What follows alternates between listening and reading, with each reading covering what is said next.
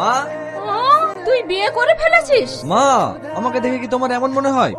মা, ভাবি কিন্তু খুব সুন্দর, আমার ভাইয়ের পছন্দ আছে। চুপ, তাহলে এই মেয়েটা কে? ভিতরে এসো, সব বলছি। তুমি কোনো চিন্তা করো না মা, তোমার বয়ফ্রেন্ডকে যতদিন খুঁজে না পাচ্ছ ততদিন তুমি এই বাড়িতেই থেকো। এটা আমার ভাইয়ের ঘর। এটা তোমার ভাইয়ের ছবি না? হ্যাঁ, আমার ভাই গোল্ড মেডেলিস্ট, ইঞ্জিনিয়ার কলেজে টপার ছিল। তাহলে তোমার ভাই অটো চালায় কেন? আরে অটো আমার ভাইয়ের না, আমার ভাইয়ের বন্ধুর।